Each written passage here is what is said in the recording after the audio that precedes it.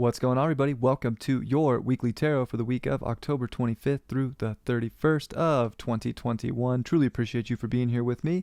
Gonna pull some cards and see what this week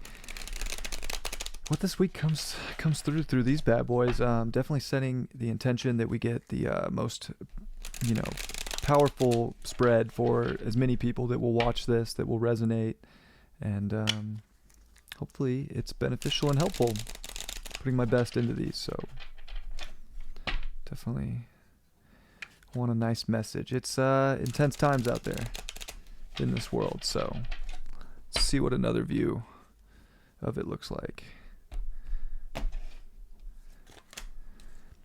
King of Cups in reverse to start things off. Feeling like a little taken out of our our base, our sovereignty, or really getting having to pull things up and get into the deep. Maybe we're getting into the deep with our feelings so that we can find that power to find this direction and this really it's almost like emotional maturation that maybe we're going to be illuminating. So maybe it's through big decisions, through aspects that you got to make a call from your gut. It's showing you how to trust that gut. It's showing you how to trust that inner direction. So I feel like we're a little turned upside down emotionally and feeling a little taken out of our power, but I think that we do find it. What do we get for the moon here? The Knight of Swords in reverse. I guess we need to slow down and really, it's not a time to gloss over feelings. It's not a time to just keep pushing in a direction that we're not emotionally understanding in our lives. Like, this is where, let's slow things down. We're moving maybe too fast. We need to feel more. And I think that if we feel more, we'll have sort of a more understood direction that we're moving. So it's like, okay, this is emotional maturation this week. Slow things down, understand the feelings, and then maybe we'll have a direction. What's Mars getting? Well, yeah, a little turned upside down this week. Page of Pentacles in reverse for Mars. We got to remember too that we need to be kind of youthful in our direction.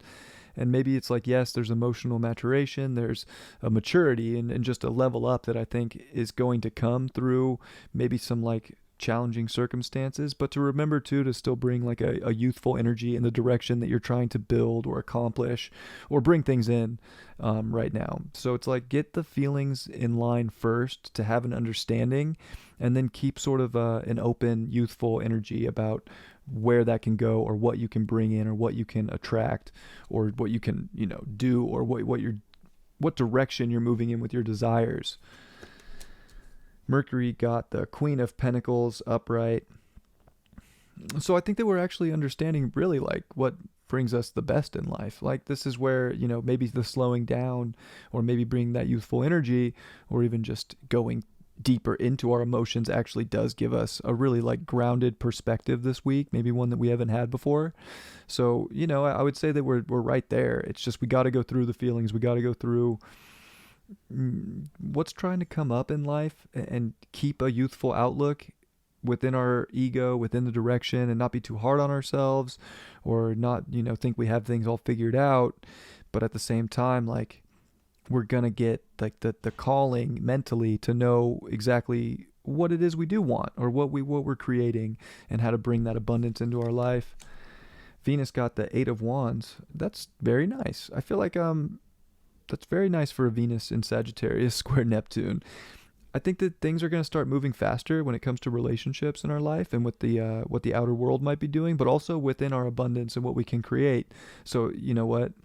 Yes, things are slowing down so you can feel them, but when you get the feeling, I feel like then you can take quick action. So that's definitely kind of what I'm getting with the moon, getting the Knight of Swords in reverse, and then this Eight of Wands. When the feeling comes in, and then the passion's there, and then you have that smart outlook on what it is you really want. Keep the youthful energy and charge in a direction that's going to bring that in and let you receive. And I think relationships can be moving fast with that card too. So I like that a lot for the relationships. The 8 arrows of love. So where are those arrows pointing in your life? And make sure that you're moving in a direction that does bring love. If that's not a feeling that's showing up, maybe that's part of the questioning and the responsibility of your emotions right now, to listen to that and to move fast for the things that light you up, to move fast for the things that let you feel creative.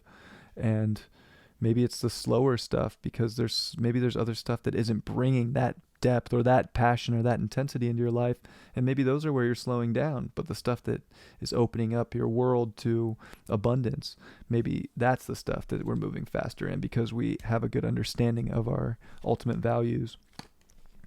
Jupiter got the Five of Cups. So I would say we're like really getting out of sorrow. Like that's a beneficial spot to get the Five of Cups. Like this is maybe where the slowdown and the feeling and the depth and the direction that we take based on a youthful energy all of a sudden, changes our whole emotional outlook on things. So I think there's actually, really positive things to look forward to, but it's like we don't want to believe that everything's just going to turn out like trash. We don't want to believe that we're never going to have anything nice, or we're never going to feel good again. Like we definitely have to believe that there's brighter things coming if we're willing to take action and move for the directions in life that light us up. And if they don't, well, that's good. Maybe kick those cups over and move towards the directions that are still standing, that light you up. That's where the goodness is. And Saturn got the Ace of Pentacles in reverse. So I think, it's probably not the new stuff. Like, I feel like this is kind of like be responsible for the stuff that already, it's almost like past stuff, I feel like is coming up with this card. Like, instead of worrying about all the new stuff we want to do, I guess maybe the responsible thing to do would be to kind of dedicate to what's coming up that's keeping us out of our, emotional power and authority to make a big decision from a passionate depth place within our lives. And we need to slow down and really think about decisions that we've made in the past so that we don't make those decisions again moving forward, or start cycles in this physical world that aren't going to, really light us up. So I think a lot of it comes to that. And we don't want to be deterred from a new direction either. I think we have to kind of push the limits when it comes to that Saturn card too. So we got to also see where blocks are showing up, use that to transmute the energy to realize what direction you want to build in and what direction you do not. And it's that powerful decision that could make all the difference in the world. And the Pluto card is the Hierophant reversed. I guess we're, moving into a new tradition, maybe a new way of how we create, a new way of how we love. And maybe it's the old traditions, or the standard of what that was is no longer a thing. But at the same time, maybe the belief around what we can do shifts. So maybe we're getting out of sort of a stubborn spell and being like, oh yeah, that opened up because I felt it and realized that if I understood that feeling better, I could move forward better. And, I think we also don't want to lose faith either, getting that in reverse. Let's see what the Black Moon has to say.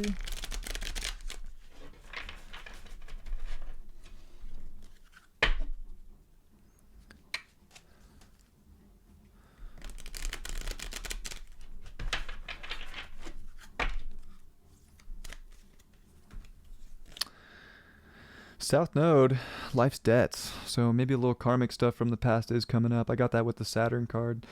I think that we don't want to get caught up on our debts, but like at the same time, they're getting brought up this week. So we got to pay attention to what gets brought up. It's from the past, but it's here to transmute. It's here to show us how we can make, lead into gold here, so yeah, who knows what shows up this week, but it's kind of something that maybe in past life energy, or even this life earlier, like there's a karmic debt to be figured out. And I think that really the collective is going through this, like we are kind of evolving from a lot of that karmic debt.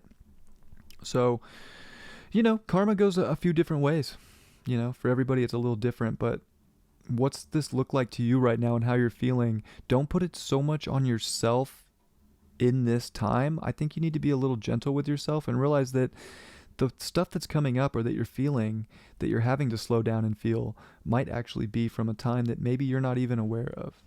And to maybe to try to understand it as best you can, but also to, keep moving in a direction that lights you up, and to not let doubts or debts to any past hold you back from what the future can be. Because I also think we want to push this card, and that's also, we want to get out of feeling like let down, or just an emotional wreck, or it's an apathy card, right? So like feeling like we're in apathy because of what's coming up or what's surfacing, transmuting that is actually what's going to put us on the throne here of some of our greatest power. And we got Jupiter first house Scorpio. My son has that, actually. Jupiter ascending Scorpio first house.